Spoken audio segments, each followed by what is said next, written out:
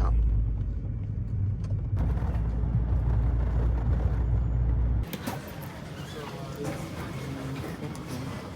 On a posé nos valises, maintenant direction l'embarquement.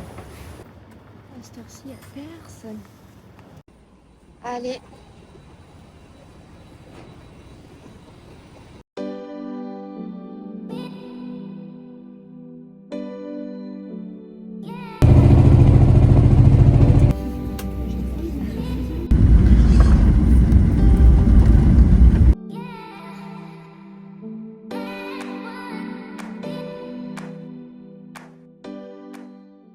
Welcome to Amsterdam.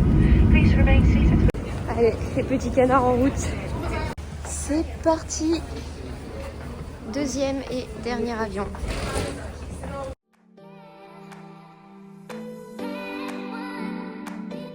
Ça y est, installé en place. Merde.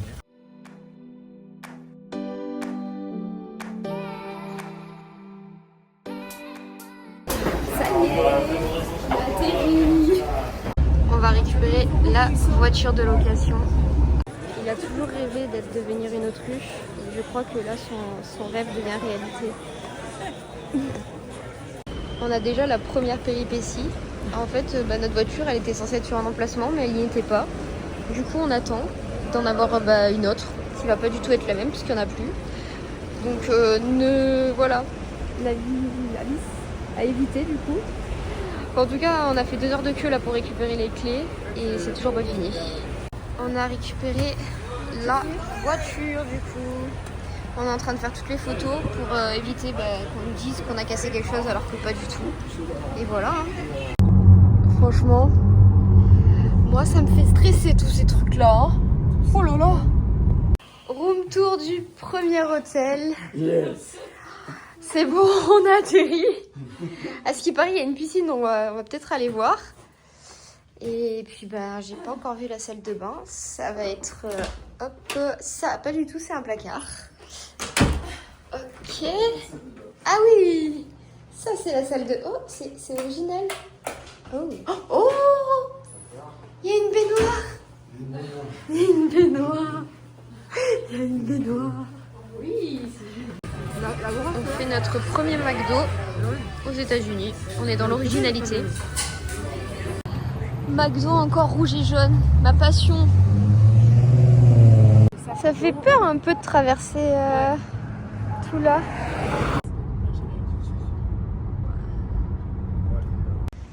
On vient d'arriver à Santa Monica. On va aller là-bas. Il fait pas très beau ce matin.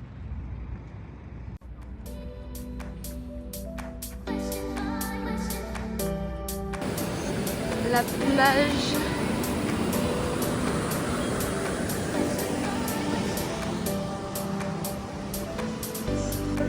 Il y a un froid. Avant les deux qui sont dans l'eau. Avant les deux messieurs dans l'eau, il y a...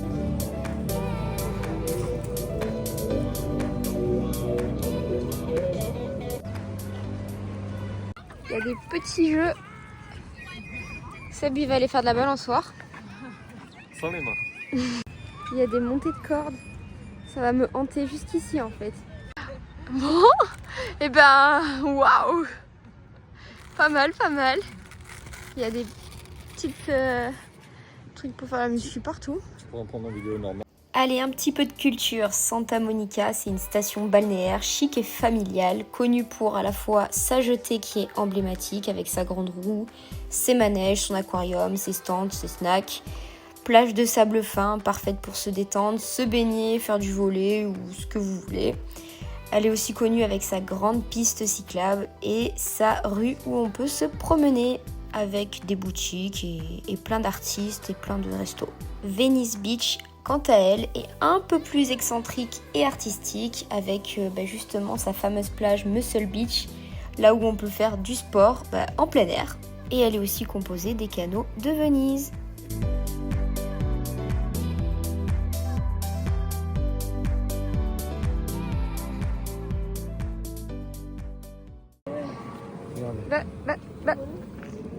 Où est le chauffeur? Au revoir.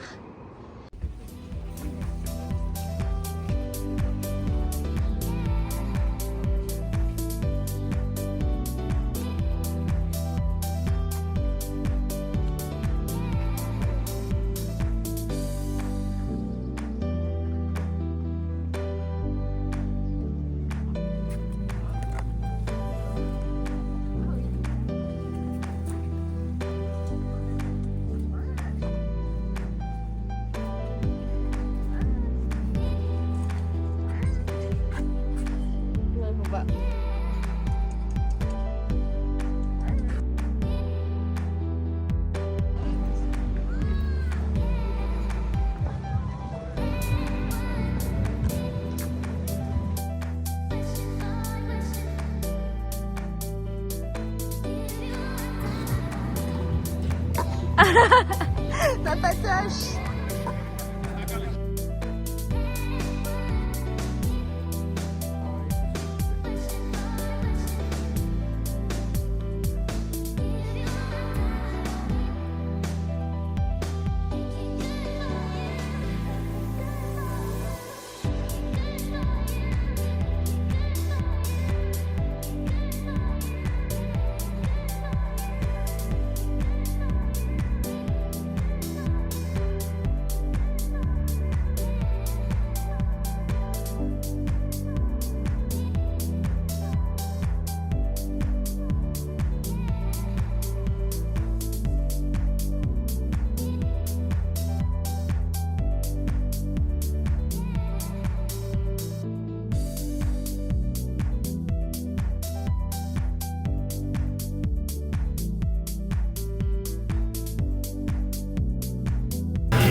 Et bon appétit. Merci.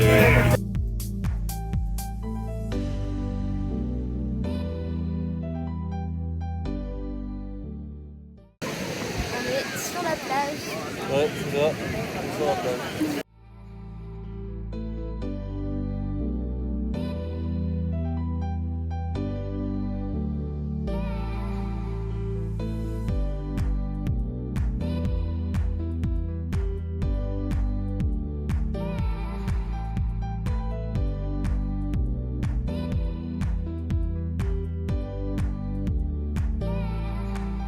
La salle de muscu.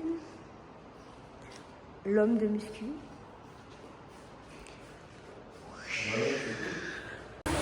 Piscine de l'hôtel avec jacuzzi.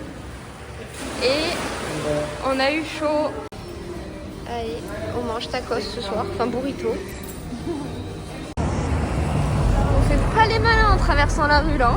Il y a un petit chronomètre là-bas.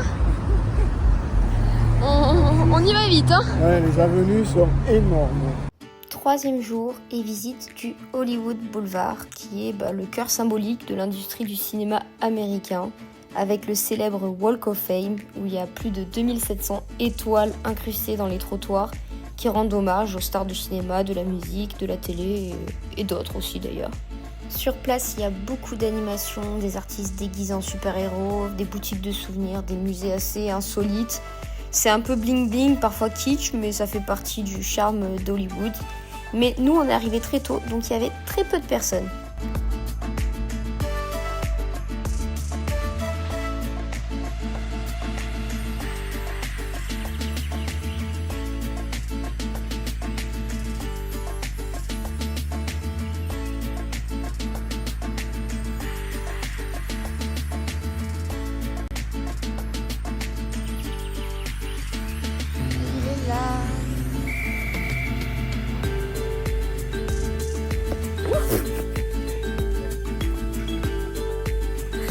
On attaque.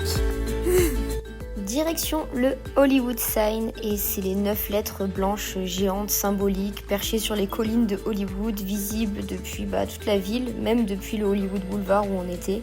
Symbole du rêve hollywoodien et de l'industrie du cinéma.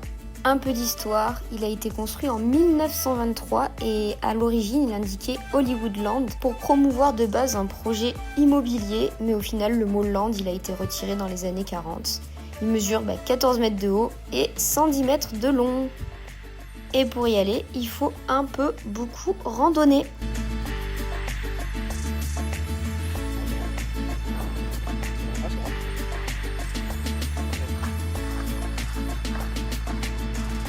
Direction le quartier chic par excellence, Beverly Hills, qui est connu dans le monde entier pour ses villas qui sont juste magnifiques et les rues bordées de palmiers et l'atmosphère assez glamour. Vraiment, le quartier faisait hyper calme, propre, très résidentiel. On n'y est pas resté très longtemps, on a fait 2-3 petites photos puis on est parti.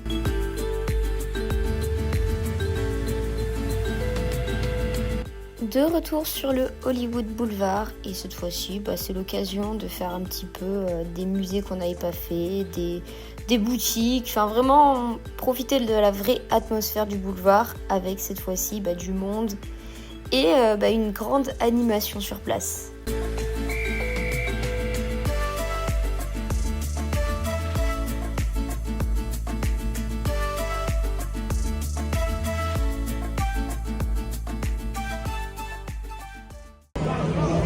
Il a peur, mais il y va. Il vérifie en fait.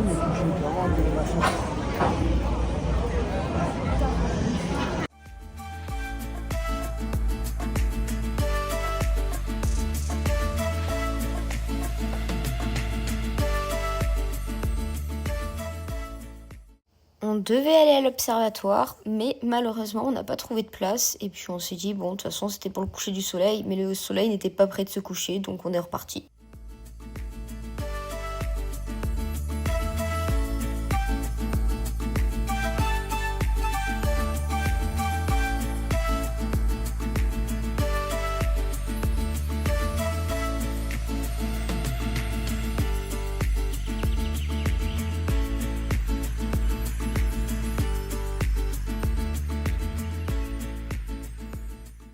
Le petit déjeuner, il y a plein de choses, c'est trop cool.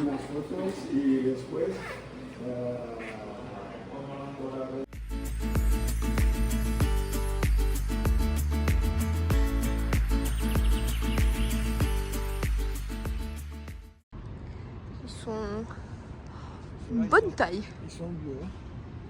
Au programme sur toute la journée, visite de Downtown LA et franchement, il y avait beaucoup de choses à faire et à la fois beaucoup de marches. Comme nous sommes arrivés super tôt, il n'y avait personne, c'était vraiment hyper agréable. Plus de 30 000 pas sur toute la journée, franchement, on n'a pas arrêté. Et par contre, on a quand même eu assez peur de tout ce qui était toxico sur les bords de route et... Ouais, il y a des moments où on n'était pas très serein. Bref, je vous laisse voir un peu toutes les images.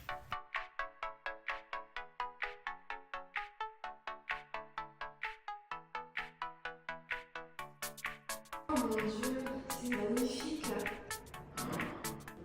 C'est un truc un peu comme... Waouh, c'est trop mignon. Ah,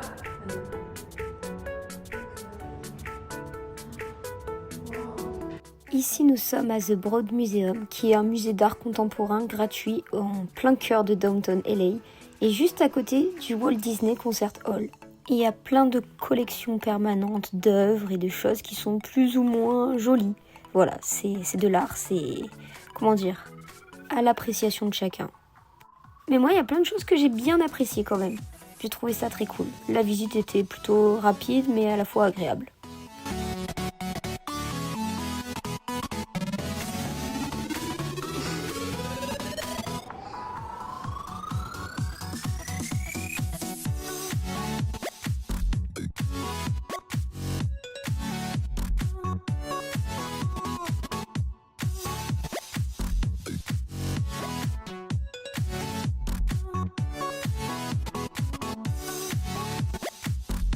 Union Station, c'est la principale gare ferroviaire de Los Angeles. Elle est située à la frontière entre Downtown et Chinatown et elle a été inaugurée en 1939.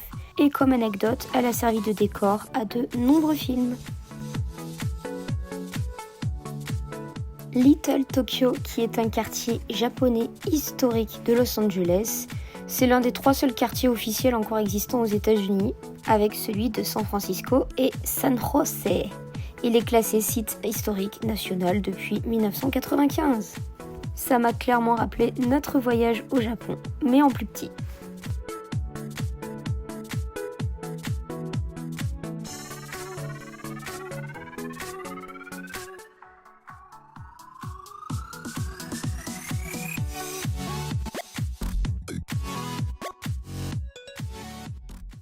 Et on finit la journée par du shopping. Si vous ne voyez pas mon chéri sur cette journée, c'est normal. Lui, il est allé faire du surf à Santa Monica avec un ancien boxeur à lui qui désormais vit à Los Angeles. Si ça, c'est pas la classe.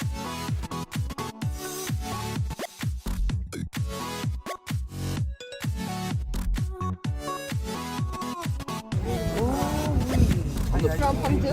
Ah oui. Est-ce qu'il n'y a pas de... Non, s'il n'y a pas de 17, je prends 16. Après, tu veux donner l'un à l'autre. Un Fidji mais en couleur bleue.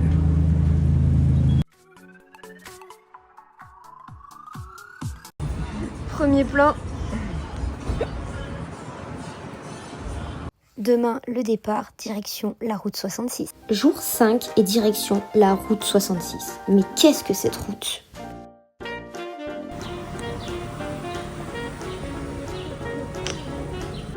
Surnommée The Mother Road, la route 66 est une route mythique qui traverse les États-Unis de Chicago à Santa Monica sur près de 4000 km. Première étape de notre arrêt sur cette route, la petite ville de Barstow du désert californien, qui est une étape mythique de la route 66. On y trouve pas mal de choses, mais nous on s'est arrêté sur le Mother Road Museum qui est installé dans l'ancienne gare Harvey House. Il y avait une petite expo qu'on a visitée avant de reprendre la route. Je poursuis ma petite présentation de la route 66 parce qu'effectivement vous avez vu qu'elle allait de Chicago à Santa Monica et nous étions à Santa Monica quelques jours auparavant. Et du coup, c'était la fin de la route 66 à ce moment-là. Cette route, elle symbolise la liberté, les road trips et regorge de motels rétro, diners vintage et aussi de vieilles pompes à essence et autres icônes du rêve américain. Aujourd'hui, elle est partiellement abandonnée, certains tronçons sont même classés historiques et font l'objet de restaurations nostalgiques. Pour ma part, moi qui déteste conduire, j'ai adoré le faire sur cette route. Il y avait vraiment des paysages magnifiques, j'ai kiffé.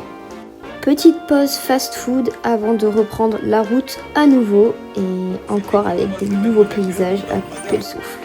Prochain arrêt, la ville de Kingman, qui est considérée comme le cœur de la route 66 en Arizona. Elle abrite le Arizona Route 66 Museum, là où nous nous sommes arrêtés, bien évidemment. Et comme les autres villes de la route 66, celle-ci est entourée de paysages désertiques typiques.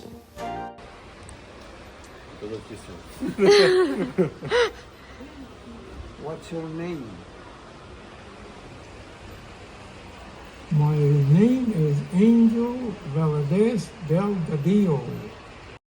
Ça fait du bien d'ailleurs de couper un peu la route avec des arrêts dans les villes comme ça, parce que ça fait vraiment conduite, pause, et là je vous laisse avec ce petit moment marrant. C'est notre voiture. On se fait... Elle leur a fait payer 0 $100. Non.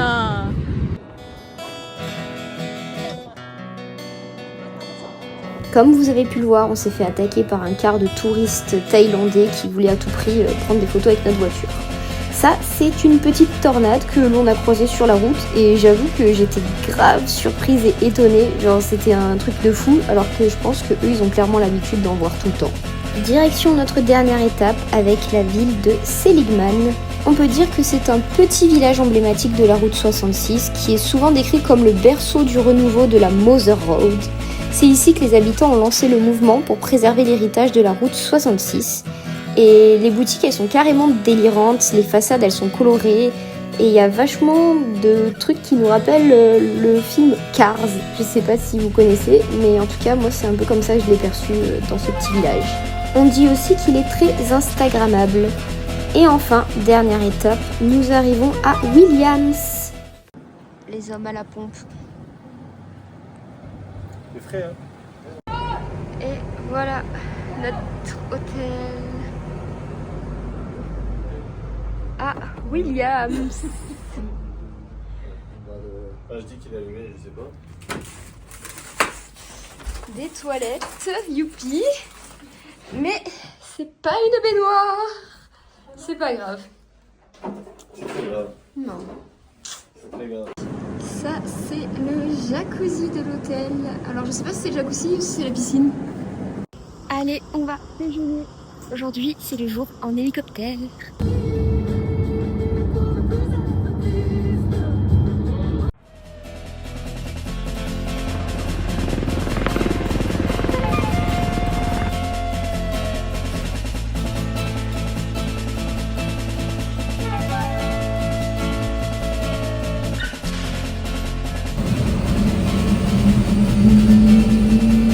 C'est parti pour un vol de 45 minutes au-dessus du Grand Canyon. Malheureusement, il y a beaucoup de bruit, du coup, j'ai pas pu vous enregistrer tout ce que le pilote a dit. Mais il nous a dit des choses quand même assez intéressantes, comme le fait que le Grand Canyon, c'est l'une des 7 merveilles naturelles du monde, qui est sculpté par le fleuve Colorado sur des millions d'années, et ce canyon qui est spectaculaire, qui s'étend sur 450 km de long et 1,5 km de profondeur. Ça m'a étonnée, mais il a dit qu'il y avait de nombreux tremblements de terre, mais qu'on ne percevait même pas chaque année, mais au moins 100. Et ça, j'ai trouvé ça fou. Il a 2 faces, la South Rim et la North Rim. Et pour le coup, la South Rim, elle accueille énormément de visiteurs chaque année par rapport à la North Rim, alors que pourtant, il estime que c'est une très jolie. Bon, après, chacun ses goûts. Moi, j'ai fait de la sauce, donc on va dire que c'était déjà magnifique. Il se retourne en mode qu'est-ce que tu me veux, toi? Nous avons fait vraiment de nombreux points de vue, de nombreux endroits, des stop photos. Franchement, c'était juste magnifique. T'entends, hein? Regarde où tu mets tes pieds.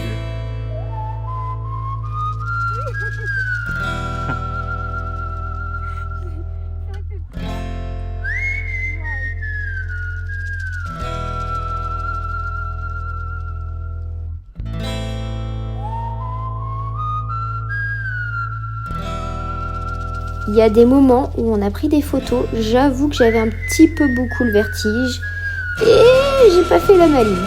Mais j'ai adoré et toute la journée, je n'ai fait que dire waouh.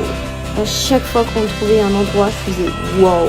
Parce que c'est encore plus beau en vrai que sur les images, mais c'était juste waouh. J'adore la nature, c'était magnifique. Voilà, je peux dire de plus. C'était magnifique. On s'est aventuré ensuite dans un... Enfin, c'est une randonnée normalement qui descend tout en bas, mais on ne peut pas la faire en entière parce que on peut pas faire en une journée. Il y en a qui ont essayé mais qui sont morts. Donc voilà, on est juste un peu descendu pour faire les curieux et après ensuite nous sommes remontés.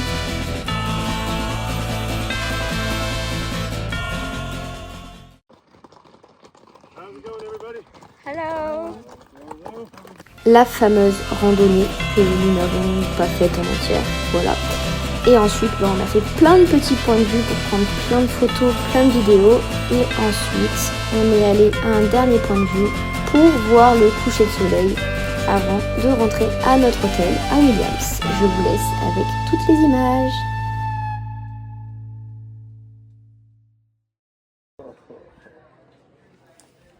Une bonne vie retraitée.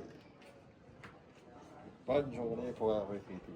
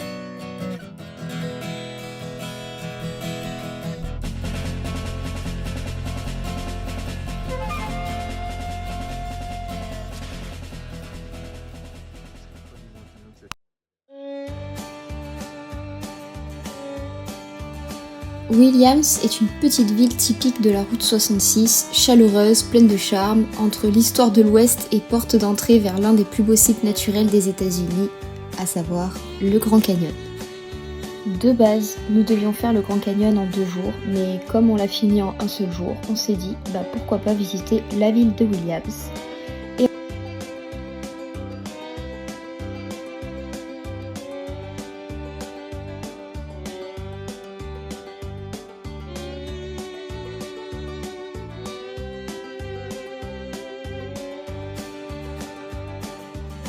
Direction Flagstaff et avant d'aller dans la ville, on s'est retrouvé dans un petit parc. Buffalo Park a pour particularité une boucle de randonnée qui offre une vue panoramique assez spectaculaire sur les San Francisco Peaks, dont le mont Humphreys, qui est le plus haut sommet d'Arizona. Petite pause ravitaillement avant de partir direction Kayenta. Et pour le coup, le burger était tellement épicé que j'ai dû échanger avec mon chéri parce que sinon, impossible de le manger. Sur la route, encore une fois, c'était magnifique, les paysages n'arrêtaient pas de changer et c'était super appréciable de voir au loin apparaître Monument Valley.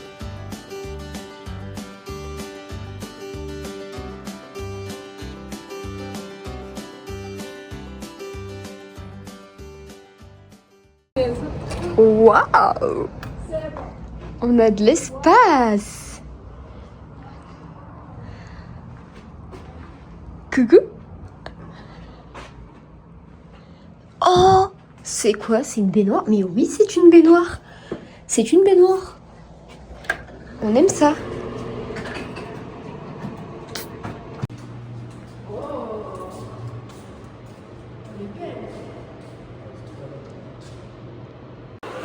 Je comprends mieux pourquoi il n'y a personne. C'est un bain froid.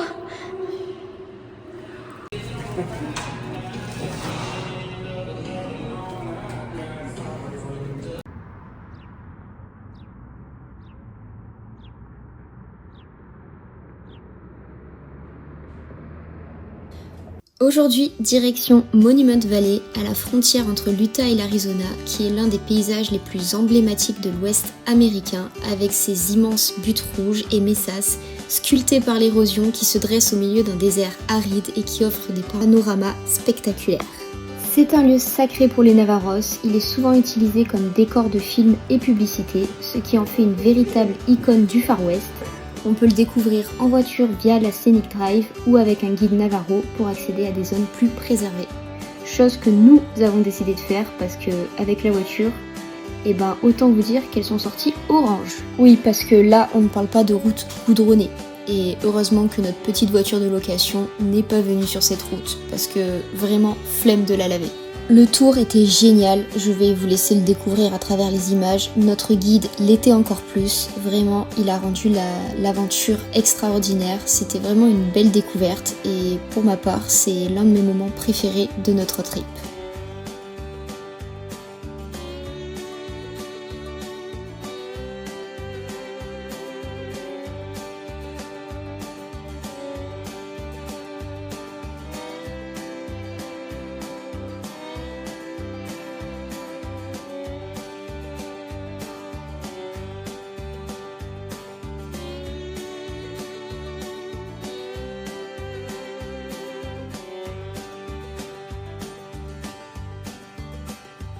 Si vous avez le temps, mettez en pause la vidéo et essayez de trouver sur cette photo l'aigle et le gorille.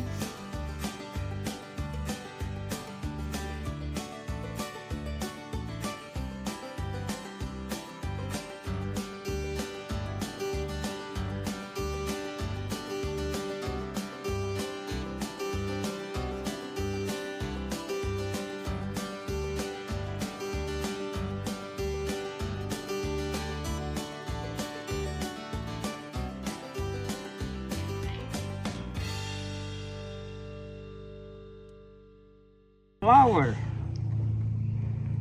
You don't find sand like this. Even the ocean sand is not like seashells out here. But one day, finally, the water left. That's when this great wind, when we're talking about great wind, we're talking about tornadoes.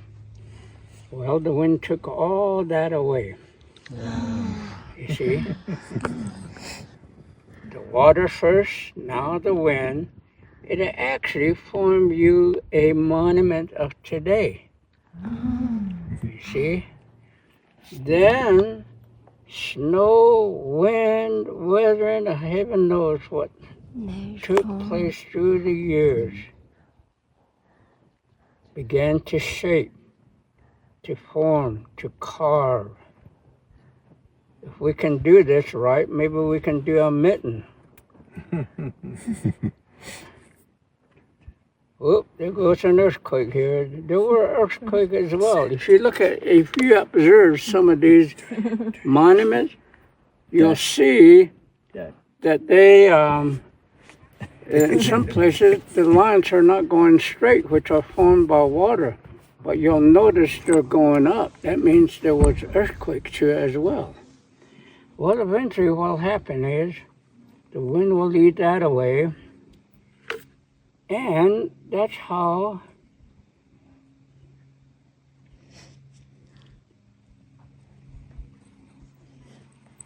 that arch was formed. Okay, so now they put a rainwater, they begin to form foundation. When you see these air bubbles, they're probably caves that are formed today. This is through thousands of years, and we're only doing it in 2 minutes. And here, the wind takes all this away. If I leave this here for a couple of hours, the sun will actually bake it. I can pick this thing up, because it'll be hardened. How about that? Okay? If you go down, ma'am, you can probably take a shot with that in the background. Okay. Try it. Let's see what it gets. The Anasazi were here long before our people arrived. So these are... Quand je t'ai vu, je me suis dit, ça tombe, mais ça a un truc. Comme ça, je l'avais enseigné à vélo.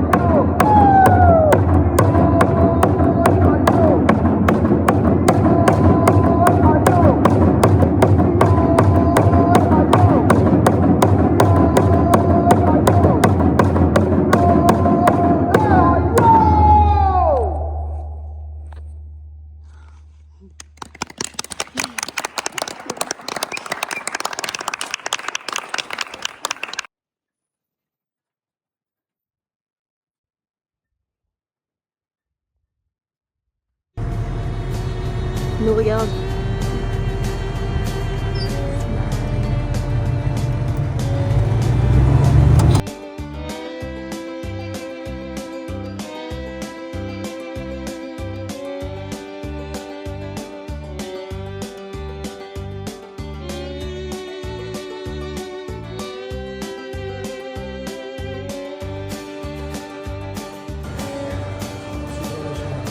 T'as vu, tu t'es le carnet, ça avait piqué là.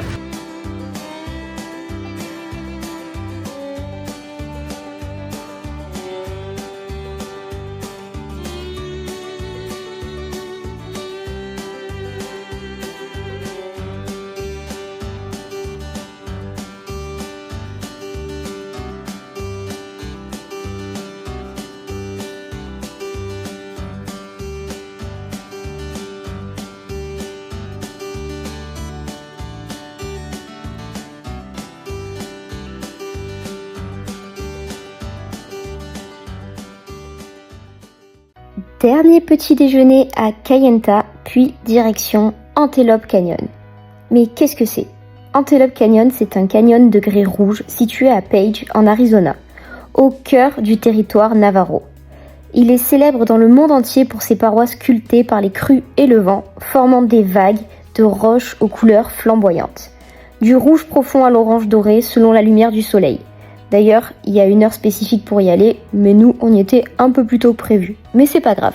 Le site se divise en deux parties. Il y a Upper Antelope Canyon, plus large et plat, connu pour ses fameux rayons de lumière descendant du plafond en milieu de journée. Et il y a Lower Antelope Canyon, plus étroit et sinueux, où l'on descend par des escaliers métalliques pour explorer un dédale spectaculaire de roches. C'est celui que nous avons choisi pour le coup. Ce qu'il faut savoir, c'est que la visite se fait exclusivement accompagnée d'un guide Navajo pour des raisons de sécurité et de préservation.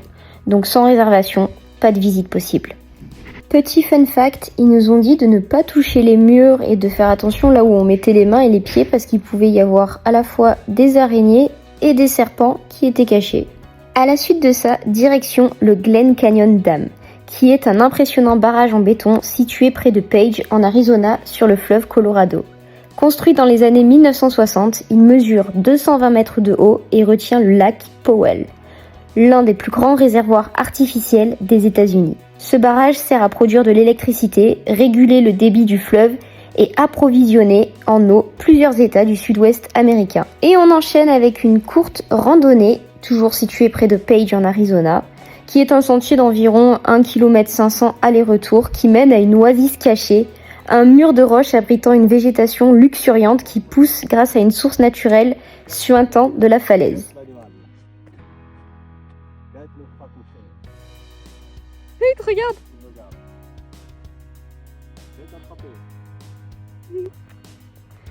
J'ai peur des serpents, mais là... Vous avez vu? Oui? Gros lézard. On n'approche pas plus près parce que les iguanes ça va très vite. De toute façon, c'est déjà beaucoup trop près.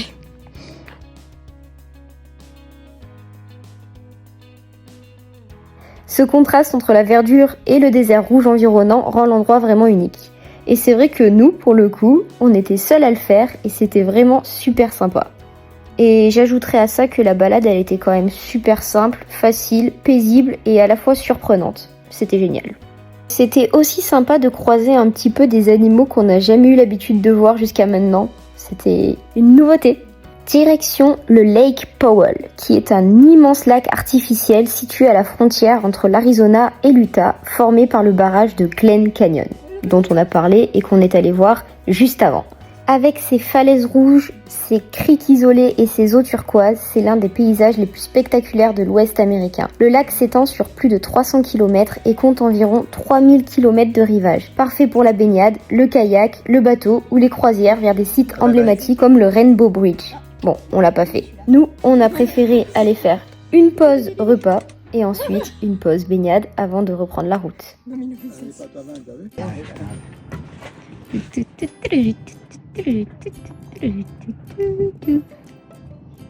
C'est bon?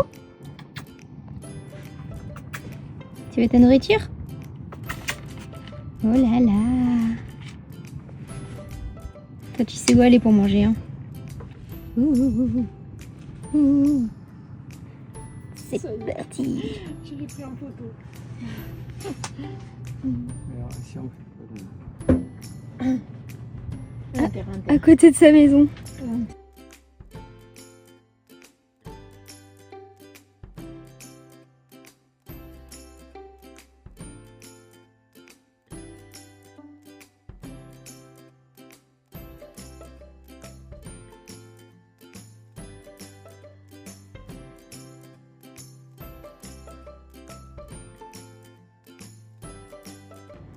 Oh mais t'es tout petite. Oh punaise, il est parti vite.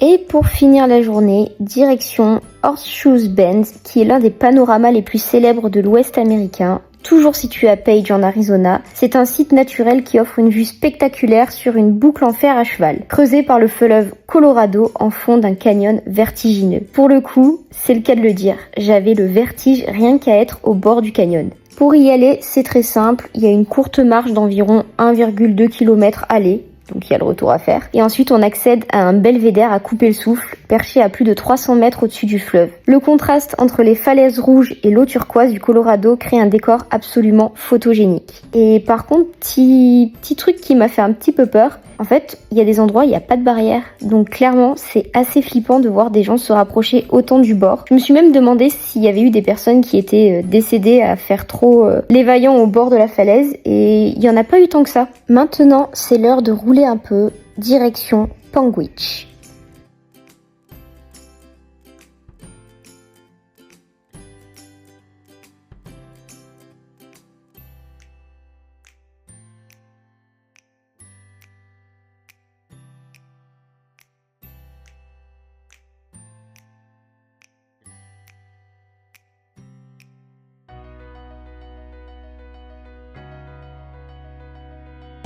Et à la gare des oiseaux ce matin, je sais pas ce qu'ils ont.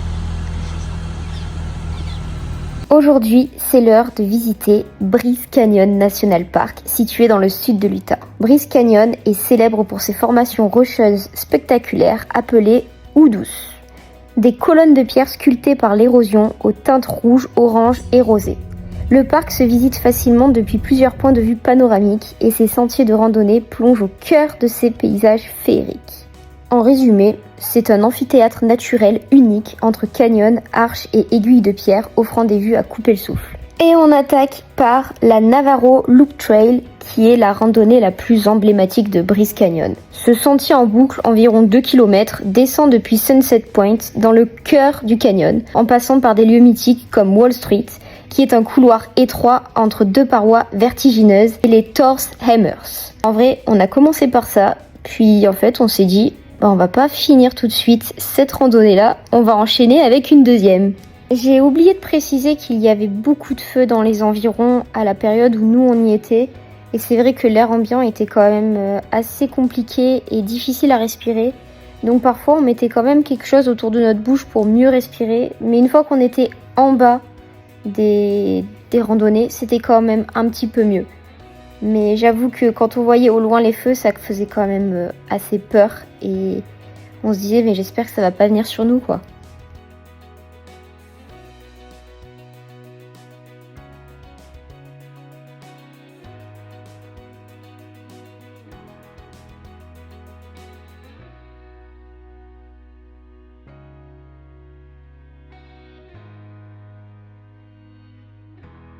Et c'est là que nous avons décidé de réaliser la Picaboo Loop Trail.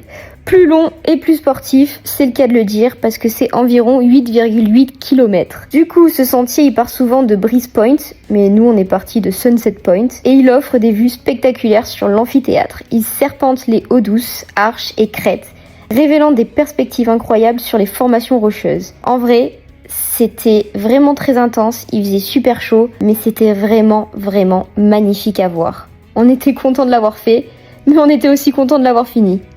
Parce qu'une fois qu'on a fini la Picaboo Loop Trail, en fait il fallait remonter par la Navarro Loop Trail. Et la descente était sympathique, mais la montée l'était beaucoup moins.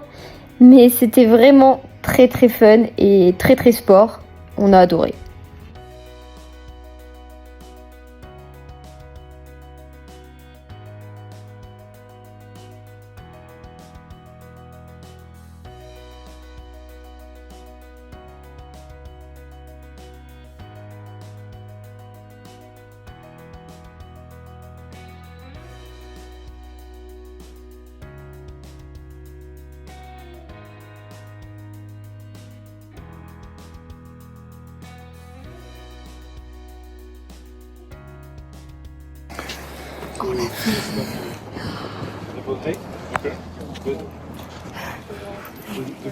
C'est dur. Après avoir fait toutes les randonnées le matin, direction le repas. Oui, un moment qu'on a savouré, même si la pizza n'était pas non plus si incroyable que ça. Mais quand on a faim, tout passe. Et ensuite, on a fait des points de vue. On a fait le plus emblématique qui est Bryce Point, qui est l'un des plus beaux points de vue du parc, perché à plus de 2500 mètres d'altitude. Il offre une vue plongeante sur l'amphithéâtre principal de Bryce Canyon, particulièrement magique au lever du soleil. Bon, nous on y était en début d'après-midi, mais c'est pas grave. C'est un spot photo incontournable qui est parfait pour admirer toute la majesté du parc depuis les hauteurs. Le soir, nous avons voulu aller voir un rodéo que nous n'avons jamais trouvé parce qu'il a été annulé. Donc, journée terminée. Et c'est au tour de Zion National Park, qui est situé dans le sud-ouest de l'Utah, qui est un véritable joyau naturel, célèbre pour ses falaises rouges vertigineuses et sa végétation luxuriante nourrie par la Virgin River. C'est un paradis pour les randonneurs, les sentiers y offrent des panoramas spectaculaires du fond du canyon jusqu'au plateau environnant. Alors, par contre, ça, moi je vais revenir dessus. Parce qu'en réalité, oui, le parc était magnifique, mais il y avait tellement de monde que ça l'a rendu beaucoup moins beau, beaucoup moins magique. Et personnellement, il ne m'a pas du tout fait rêver. Déjà, on est arrivé trop tard. Pour se garer, c'était la galère. Ensuite, on a attaqué par des petites randonnées, mais pareil, beaucoup de monde sur toutes les randonnées. C'était pas du tout appréciable. On a commencé par Emerald Pool Trails, on a fait Lower et Upper, une randonnée incontournable et accessible composée de plusieurs boucles menant à différentes piscines d'émeraude alimentées par des chutes d'eau.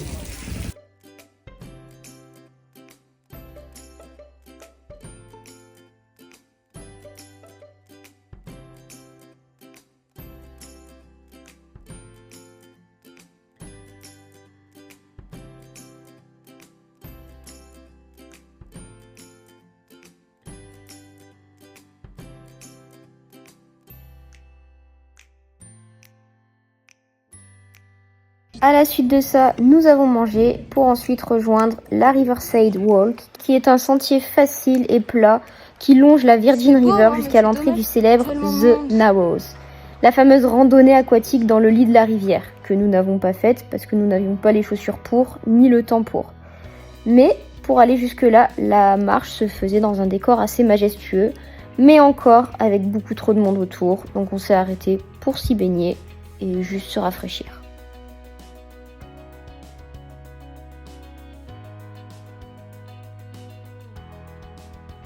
La journée dans ce parc est terminée et direction maintenant Saint-Georges pour rejoindre notre hôtel de transition avant d'attaquer la suite de notre road trip.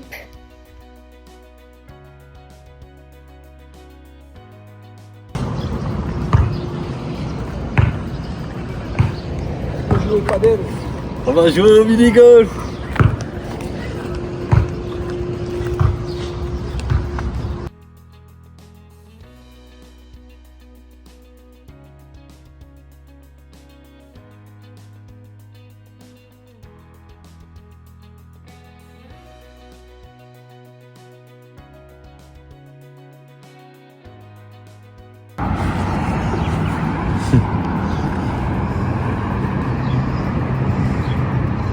Merci, moquez de moi, le karma va arriver.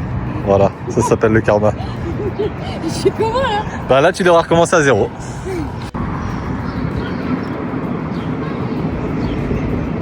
Voilà. Moi, t'es dans l'axe.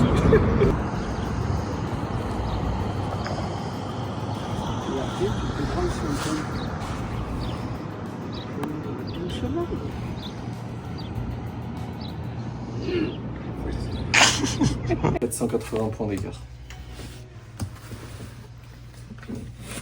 Premier jour à Las Vegas et on se dirige directement vers le lieu pour récupérer notre licence de mariage, document obligatoire si on veut faire la cérémonie ensuite dans une chapelle.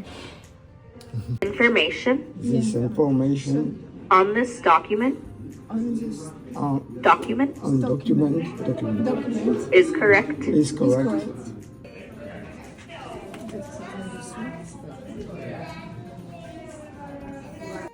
Comme vous avez pu le voir, l'anglais et ma mère, ça fait deux, mais au moins ça a rendu le moment un peu plus marrant. En fait, on devait attester sur l'honneur que les documents et les informations étaient corrects. Ensuite, on est allé dans un outlet et on a fait quelques magasins, mais on a été plutôt raisonnable.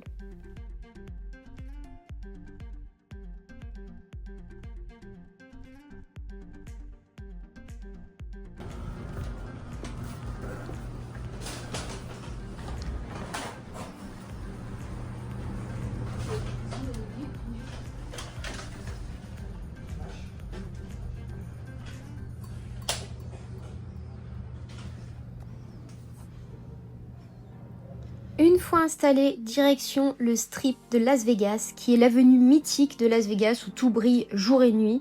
Il est long d'environ 7 km et il aligne hôtels, casinos spectaculaires, des décors, enfin vraiment tout ce qui fait rêver au niveau de Las Vegas. Sur le strip de Las Vegas, on voyage à travers le monde mais sans quitter le Nevada, parce qu'il y a plusieurs hôtels casinos qui recréent les grandes villes mythiques avec une mise en scène assez spectaculaire. On a Paris avec sa tour Eiffel, on a Venise avec ses canaux, on a New York avec des gratte-ciel miniatures et la Statue de la Liberté, on a aussi la Rome antique avec le César Palace, et enfin on a l'Égypte avec le Luxor. Finalement, c'est un peu comme si on faisait un tour du monde express, c'est plutôt cool, où chaque ville elle a sa propre atmosphère et ses expériences uniques.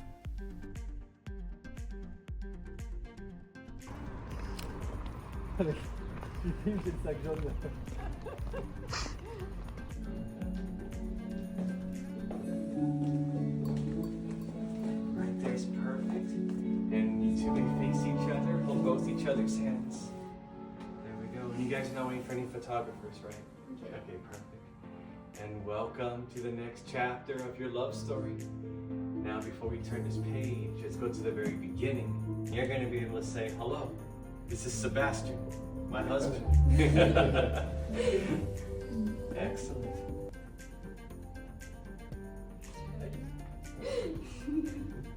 Perfect. As you hold her hand and you see her look into her eyes, say these words to her. With this ring, I am yours. I am yours. For better or worse. For better or worse. Sebastian's ring. C'est ça, tu pousses, tu peux pousser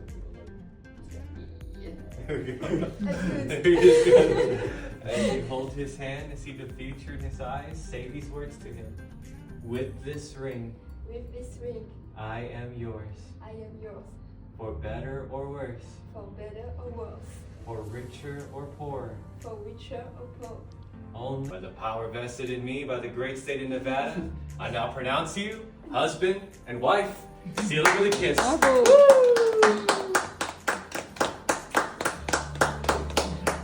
Yay! Let's do that. Congratulations, guys!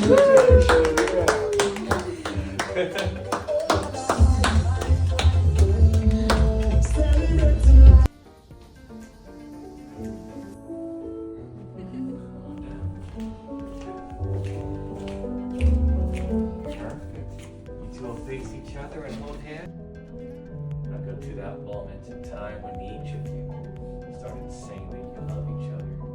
Her hand, a kiss. Oh, no kiss. The take patch. Announce you, husband and wife. Seal it with a kiss.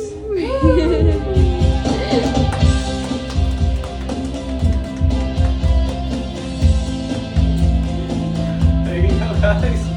J'ai compris des choses. Et c'est quoi qu'il avait dit Il a dit ça?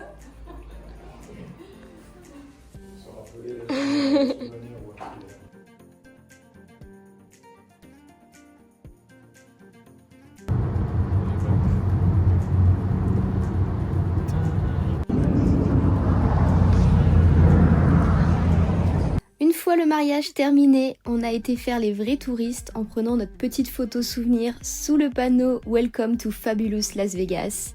Et ensuite, direction notre hôtel pour aller fêter notre mariage On a été se balader encore une fois sur le strip, on a redécouvert des boutiques qu'on n'avait pas vues la veille.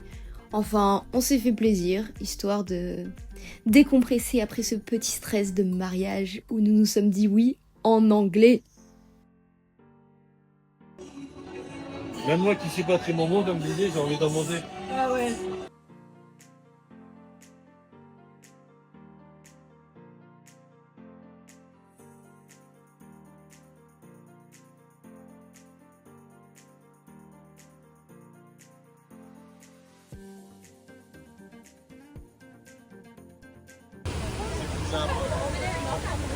C'est Mégapole. Place au-dessus. Ah bah là.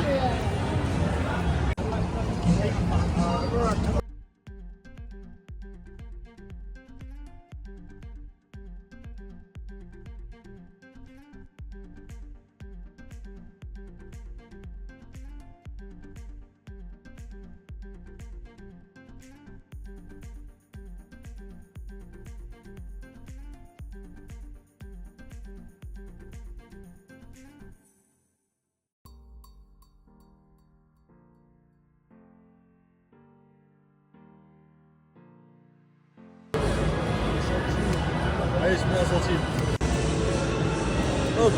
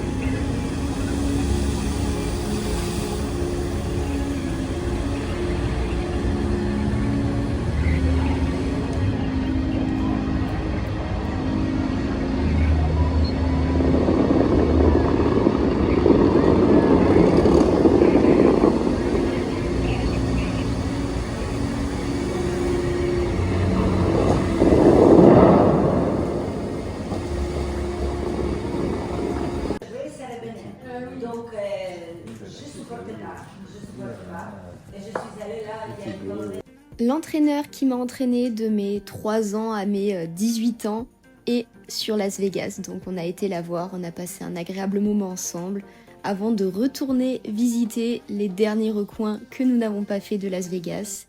Ce que vous avez vu juste avant aussi, c'était les fameuses fontaines, le défilé de l'eau sur une musique. Il y en a différentes et franchement c'était joli à regarder. Alors beaucoup de monde autour, mais bon, ça fait partie du spectacle.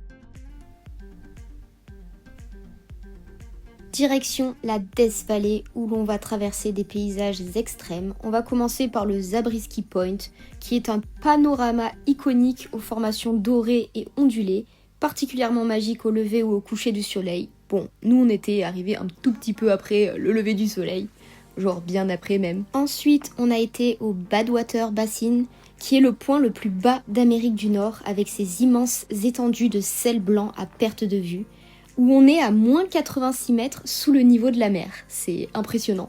Il faisait très chaud, il était même déconseillé d'y aller après 10 heures. Et j'avoue qu'au moment où on y a été, il était pile 10 heures, donc on n'est pas resté longtemps parce qu'il faisait presque 50 degrés à 10 heures. Bien qu'il y fasse très chaud et que le climat soit particulièrement compliqué, la vue elle était magnifique. C'est un désert qui est brûlant mais juste épanouissant.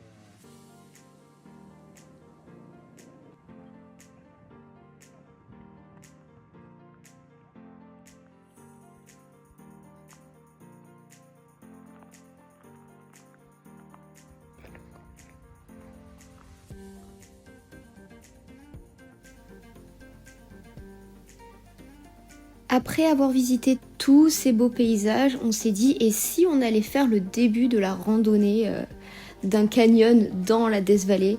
Bon, c'est une très mauvaise idée bien sûr, mais on n'a pas prévu de faire beaucoup de marches. On était les seuls d'ailleurs à le faire parce que je pense que c'était un peu dangereux. Donc on a juste marché, allez quoi, 10-15 minutes, aller 10-15 minutes retour, histoire de voir l'intérieur de ce canyon et ensuite on est reparti direction Lone Pine.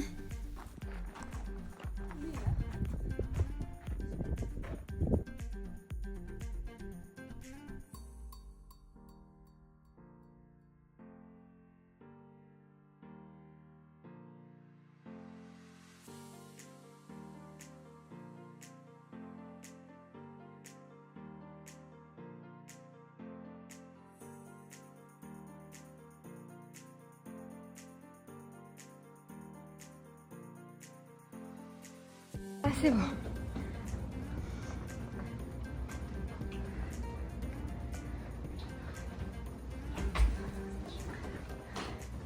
Il y a des glaces partout. Une baignoire. Et ben voilà pour une nuit.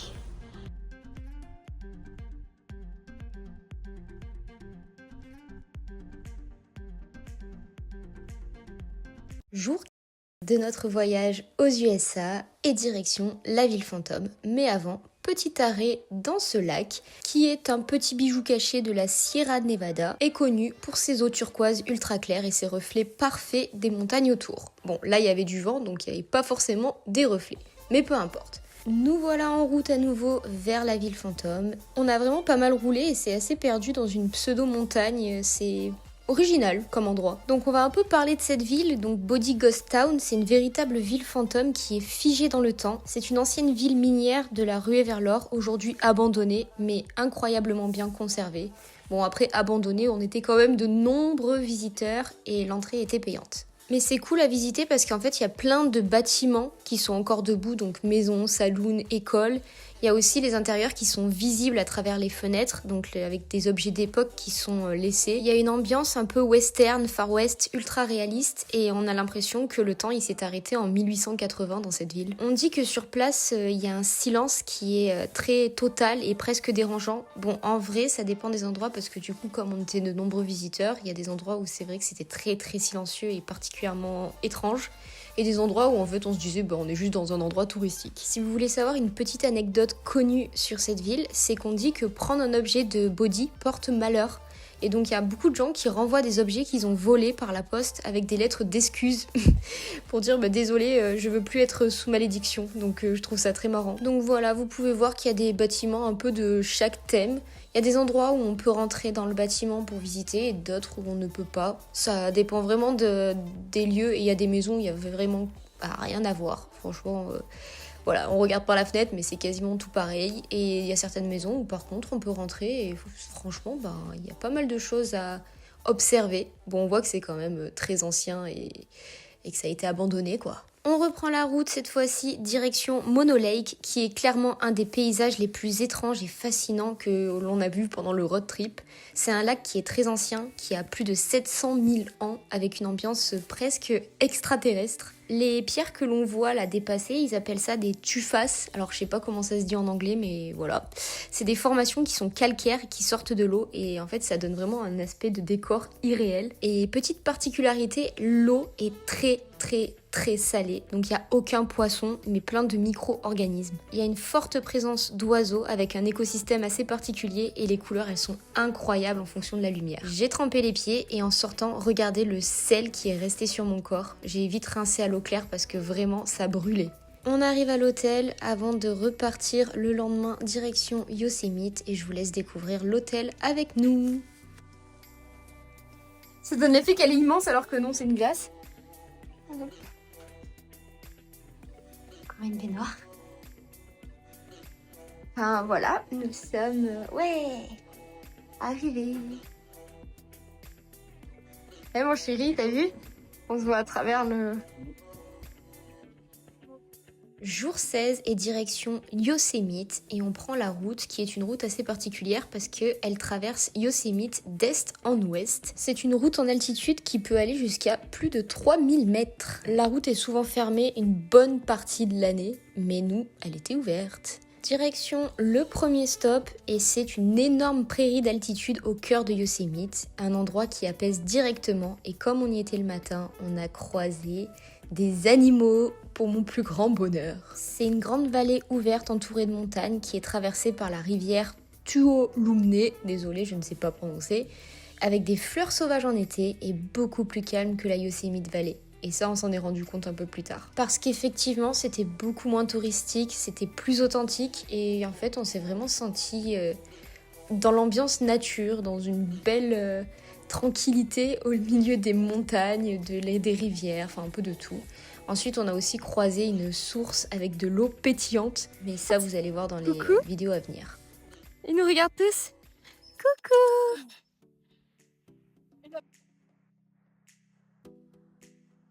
Ça s'appelait Soda Spring et on a vu l'eau qui pétillait en sortant de la terre.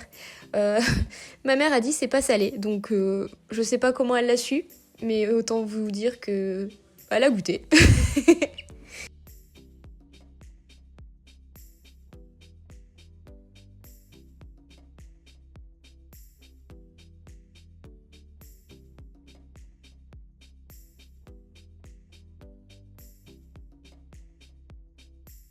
Stop suivant, un petit lac qui est un bijou posé au cœur de Yosemite. J'ai mis les pieds dedans, l'eau était gelée. Mais au moins, on s'est posé quelques temps et avant de reprendre la route. Nous voilà à un point de vue emblématique, un spot perché le long de la Tioga Road avec une vue totalement différente de la vallée classique et une vue directe sur le quart de Dôme. Un paysage de roches granitiques lisses avec des arbres qui sont accrochés. C'était sympa pour faire des photos. En tout cas, c'est génial parce que tout le long de la route, en fait, on a à chaque fois des stops et dès qu'on s'arrête, on a une petite randonnée à faire, un point de vue à voir, enfin toujours des choses différentes. Là, c'était une sorte de randonnée avec des grands arbres. Alors effectivement, je savais que dans le programme, on avait un endroit avec des séquoias géants, mais bon, du coup, on a fait celle-là aussi. En plus, comme on était souvent en avance sur notre programme, ça nous permettait de rajouter des petites randonnées ou des grosses randonnées, ça nous est arrivé aussi.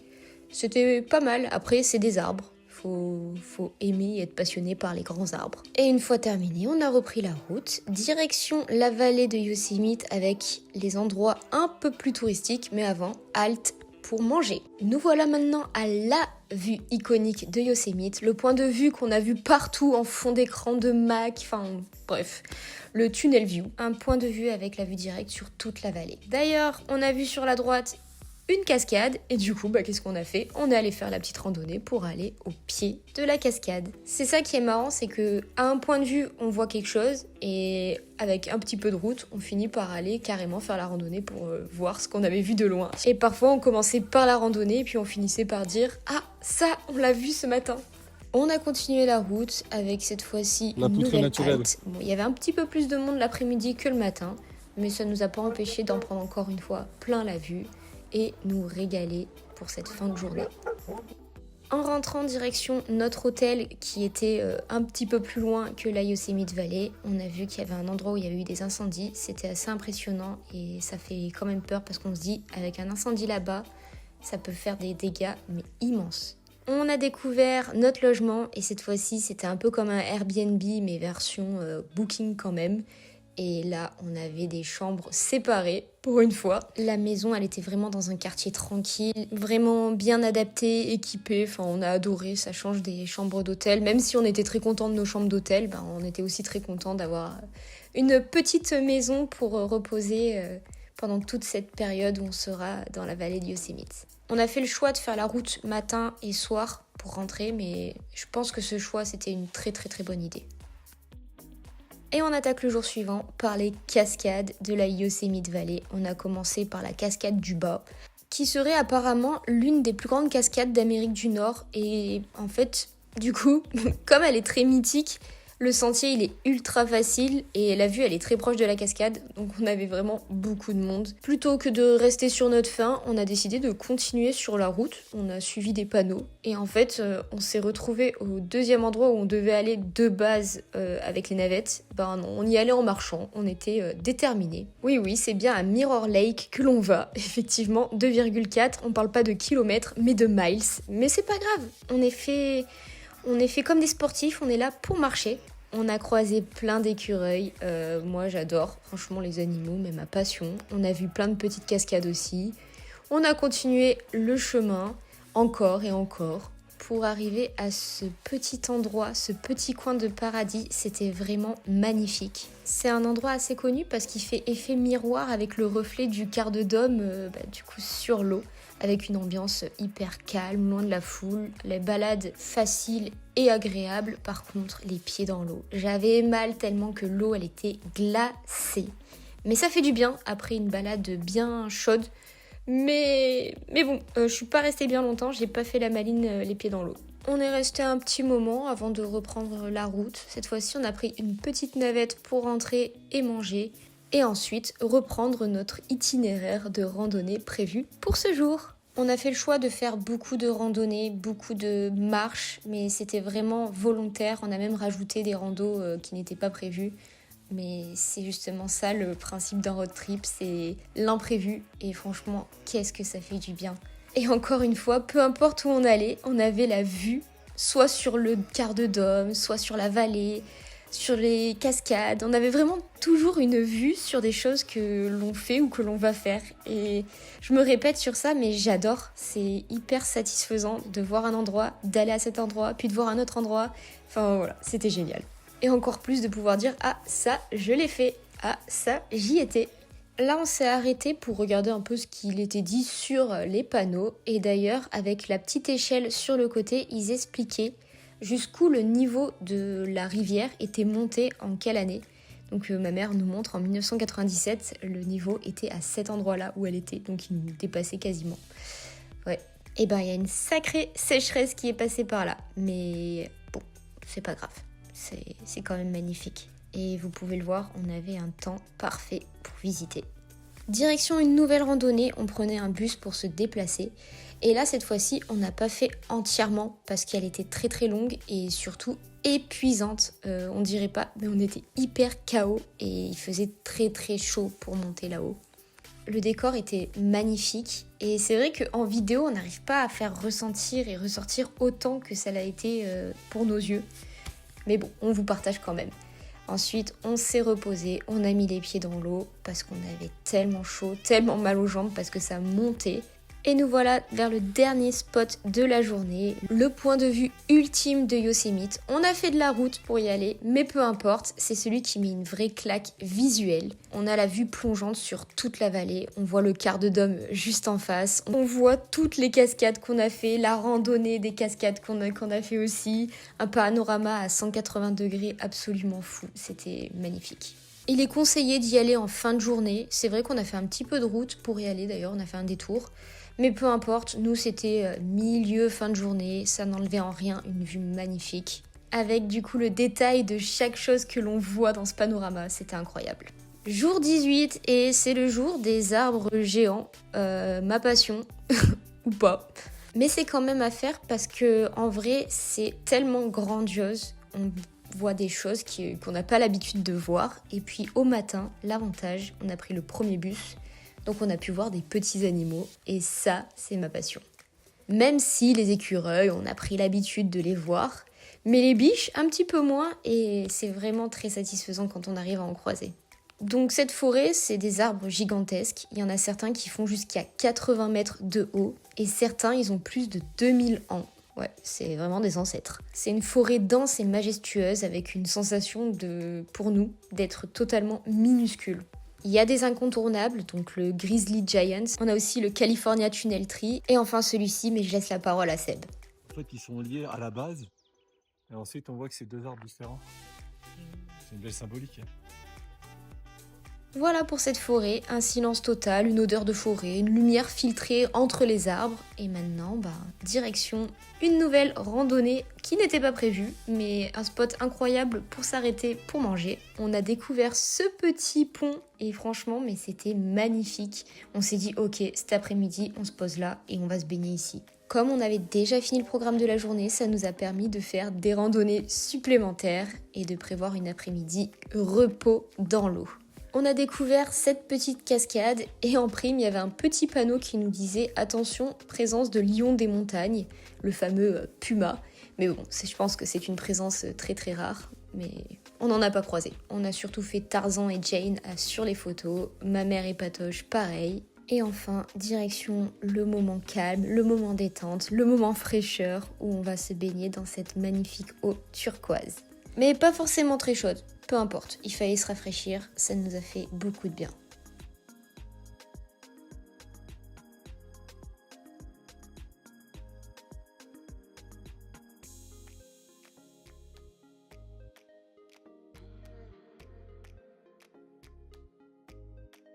Jour 20 et voici notre dernière étape de notre road trip et c'est une arrivée à San Francisco. Une ville complètement à part, on a l'impression d'être dans un autre monde. Dès qu'on arrive, en fait, on a l'impression que l'ambiance, elle est différente du reste des États-Unis. Au niveau de l'hôtel, bon, j'avoue, c'était loin d'être le plus beau, ni le plus parfait, mais il faisait largement l'affaire et niveau qualité-prix, c'était bien suffisant. Surtout qu'ils nous ont accueillis bien plus tôt que prévu, donc c'était top. Aussitôt arrivé, on est allé manger, on s'est baladé dans les rues et on a surtout découvert que San Francisco était une ville pleine de pentes. Pour en savoir plus, en fait, c'est une ville qui est construite sur des collines, donc ça monte partout. Elle est souvent plongée dans la brume, surtout autour du Golden Gate. C'est un mélange de modernité et de quartier historique. En parlant de ça, en voici un, Lombard Street, la fameuse rue tordue. C'est l'un des spots les plus iconiques de San Francisco. 8 virages ultra serrés en zigzag, bordés de fleurs et de jolies maisons, hyper photogéniques. Les voitures descendent doucement en serpent. On l'appelle aussi la rue la plus sinueuse du monde.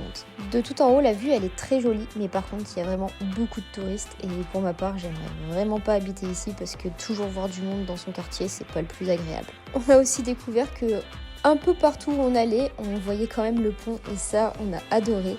On a croisé des portes style Harry Potter et on a aussi croisé, comme à Los Angeles, des voitures sans conducteur. Et ça m'impressionnera toujours. Je trouve ça incroyable de voir des voitures comme ça. On s'est laissé porter par la marche, on a découvert des quartiers en traversant un peu la ville pour ensuite se retrouver au bord de l'eau avec un très beau temps et ça faisait plaisir. En fait, à San Francisco, sur cette période-là de l'année, donc juillet-août, c'est pas très recommandé d'y aller parce qu'il y a beaucoup de brume et justement cette brume, il l'appelle Karl the Frog. Je sais pas pourquoi, mais je sais qu'on l'appelle comme ça.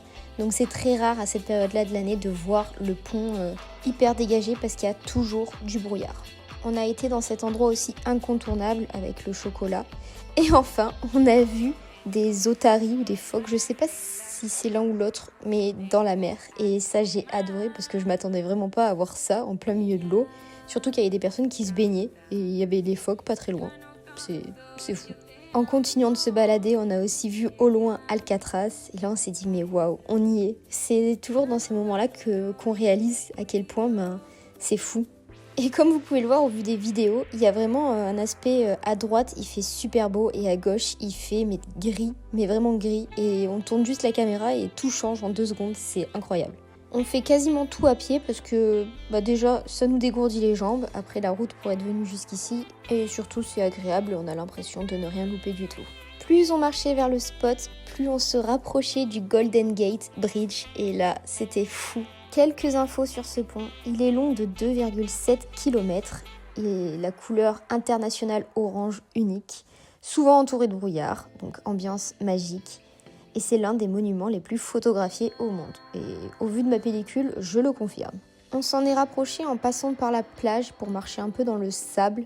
Il commençait à faire de plus en plus frais en se rapprochant. Pour information, on peut traverser le pont à pied ou en vélo, mais on peut aussi le traverser en voiture. C'est payant, mais c'est très joli à faire aussi.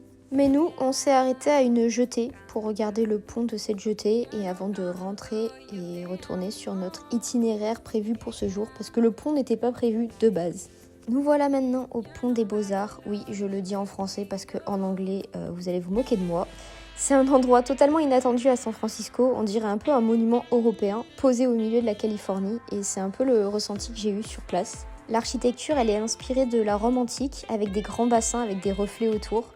L'ambiance, elle est paisible avec des cygnes et des canards, mais bon, pour le coup, moi j'ai juste vu des tortues d'eau et j'ai adoré aussi, encore une fois, des animaux. C'est le jour J pour aller à Alcatraz. Oui, on s'est retrouvés au port pour prendre le ferry afin de se rendre sur l'île d'Alcatraz, la célèbre prison qui n'en est plus une. Comme pour y aller, il faut prendre le ferry, et il faut pas avoir le mal de mer, mais en vrai, ça se coupe pas tant que ça, mais quand on a le mal de mer, ça se contrôle pas. C'était le cas de Patoche, mais on a bien rigolé et tout s'est très très bien passé. En vrai, la traversée, elle est quand même assez rapide. Pour présenter rapidement Alcatraz, c'est quoi ? C'est un lieu mythique parce que c'est une ancienne prison de haute sécurité qui accueillait les criminels les plus dangereux, entourée d'eau glacée et de courants forts, et elle a été rendue célèbre par des films et histoires d'évasion. Je pense sincèrement que c'est un incontournable à faire quand on visite San Francisco. Une fois sur place, même s'il y a du monde, on sent une atmosphère assez pesante, c'est particulier, je saurais pas expliquer, mais c'est aussi beau que impressionnant et lourd de sens. On est partagé entre vues magnifiques depuis la prison et à la fois on est dans un endroit où des personnes ont été enfermées. Et c'est donc là qu'on a commencé à faire la visite guidée avec un audio guide immersif. Donc c'est vraiment génial parce qu'on choisit notre langue, donc c'est pas forcément en anglais, on peut choisir en français, donc ça a été notre cas. Et tout le long, en fait, il nous explique quoi regarder, qu'est-ce qui s'est passé, des petites histoires. J'ai trouvé ça vraiment génial parce que c'est adapté à tout type de public et on arrive à se projeter sur comment c'était avant, à cette époque-là. Apparemment, il y en a certains qui disent que le lieu, il est hanté. Et certains visiteurs parlent de sensations étranges. Alors, je sais pas, j'irai pas jusqu'à dire ça, mais c'est vrai que c'était quand même particulier. Et les témoignages de prisonniers retranscrits étaient vraiment intéressants aussi parce qu'ils nous expliquaient comment ils écoutaient la radio. Ils nous expliquaient que du coup, ils prenaient des douches chaudes parce que comme ça, s'ils avaient envie de s'évader et passer par l'eau, ça leur ferait un choc thermique de passer de douche chaude à eau froide. Ils nous parlaient aussi des plus célèbres criminels qui étaient enfermés là-dedans.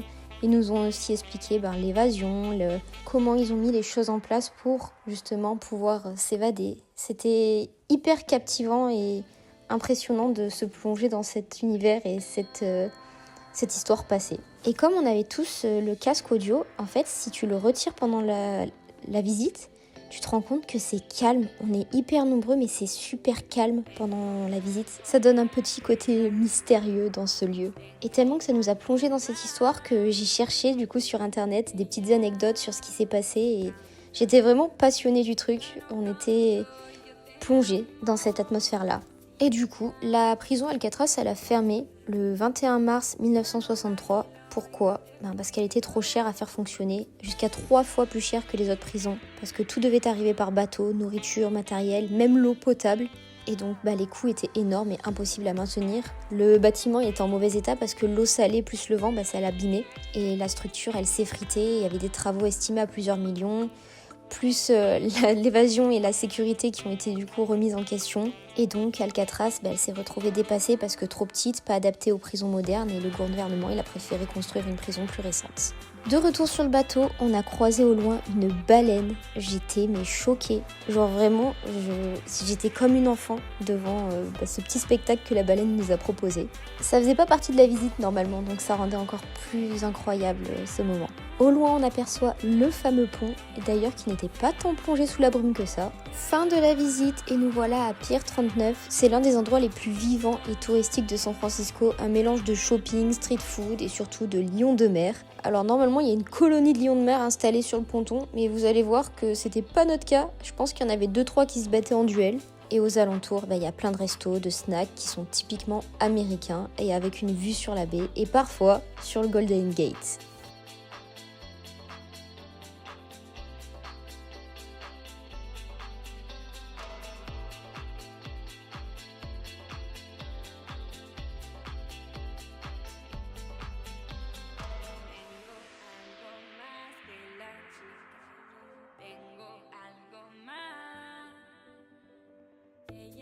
Direction la tour Cowitt qui est l'un des meilleurs points de vue de San Francisco, qui est perchée sur le Telegraph Hill et elle offre une vue à 360 sur toute la ville. Pas d'ascenseur pour monter, 13 étages, j'y suis allée avec ma maman, et ça nous a fait les jambes. Et arrivé en haut, on a une vue panoramique sur la baie, le pont, Alcatraz, le centre-ville. Un petit endroit pour faire des photos plutôt très jolies. Et pour monter, bien sûr, il fallait payer.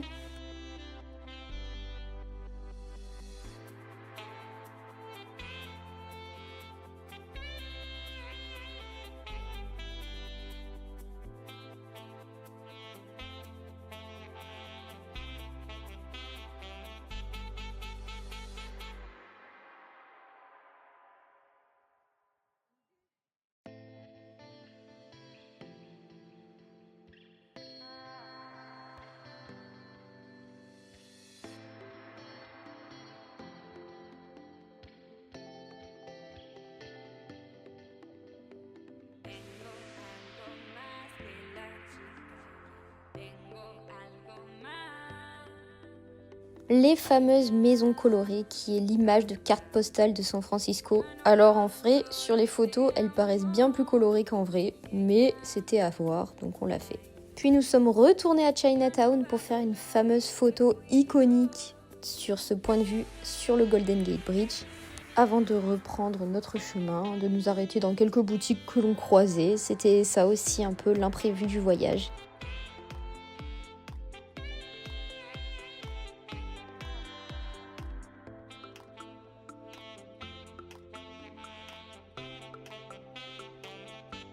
Après avoir fait cette rue iconique à pied, on a décidé de la faire en voiture. Oui, c'était à faire.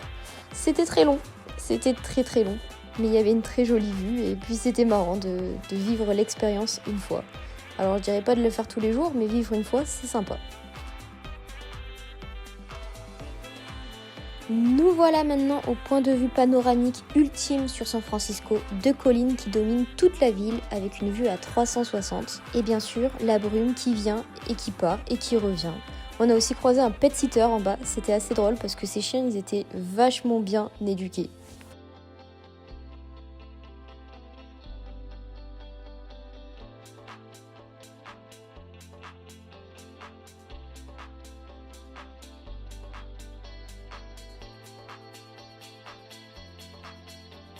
Golden Gate Park, c'est le poumon vert de San Francisco, un immense parc, plus grand que le Central Park à New York, et où tu peux complètement décrocher de la ville. Par contre, en y allant, on a croisé un chien qui attaquait un autre chien, et franchement, c'était pas beau à voir. On a essayé d'aider, mais c'était très compliqué, et ça nous avait un peu refroidi à ce moment-là, mais pas grave. Après, on a posé, on a continué la visite.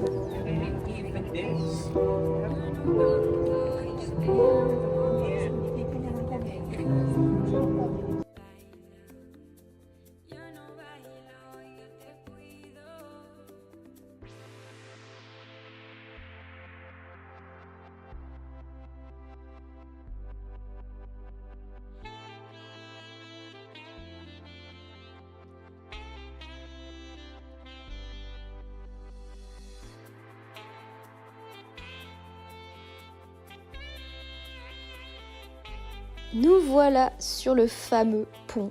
Alors il y avait de la brume partout, mais on s'en fout. On s'est dit on va faire tous les points de vue iconiques. Et puis le traverser, c'était aussi à faire. Ça faisait partie de la to-do list à San Francisco. Et même avec la brume, ça donnait vraiment un rendu spectaculaire et magnifique à voir. Et le vent était bien présent. La brume, elle était vraiment très rapide. Elle se déplaçait à une vitesse mais folle. Et c'était marrant parce qu'il y avait vraiment des bateaux en dessous qui klaxonnaient pour prévenir de leur présence. Ça donnait vraiment une ambiance particulière. Il n'y a pas de vent du tout. Pas de vent du tout.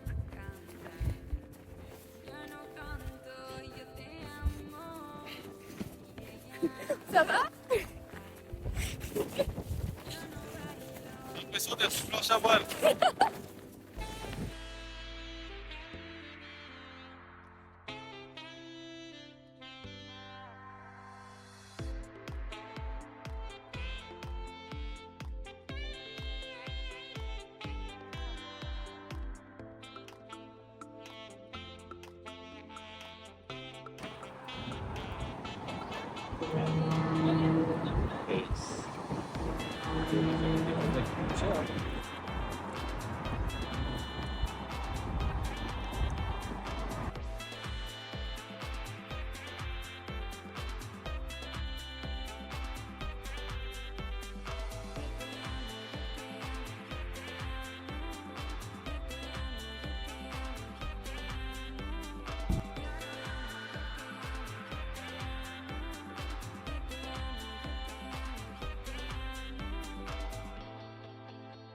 Et nous voilà à un spot avec une vue spectaculaire sur l'océan Pacifique, des sentiers de randonnée le long des falaises, ambiance nature presque hors de la ville. Et moi j'avais vraiment l'impression d'être dans une scène de Twilight quand ils vont à la mer. Il y a une sensation de liberté et fraîcheur à cet endroit. Et encore une fois, il y avait beaucoup de vent et quelques surfeurs, mais pas sur cette plage-là, mais un petit peu plus loin.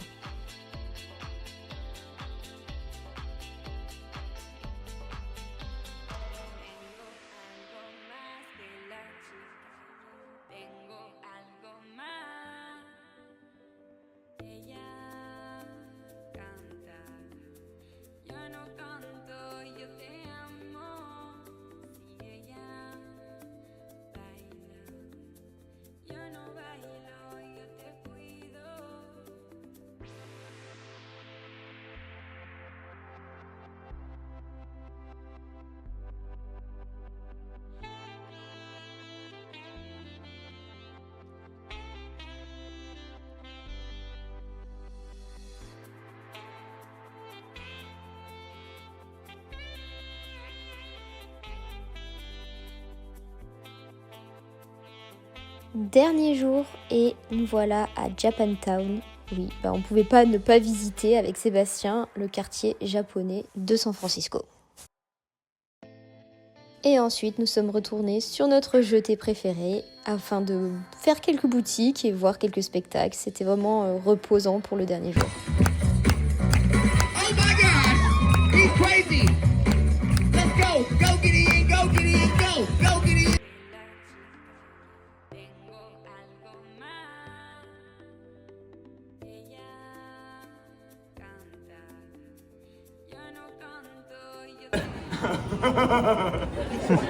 So this looked a lot easier on the internet.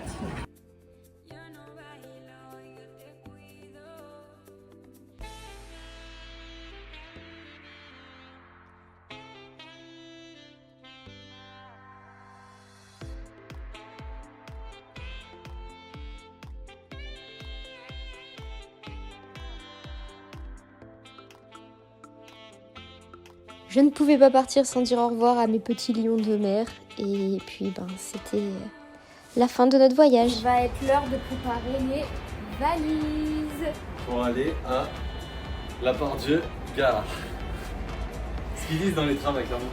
Du coup, on va aller à Amsterdam demain. Ouais, on reste 5 heures là-bas.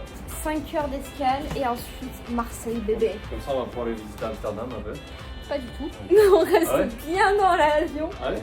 Ah oui, moi j'ai trop peur. Bon, on va plus faire un petit balade de 2 heures. Non, enfin moi j'ai peur. Et après on attaque le boulot dès le soir même.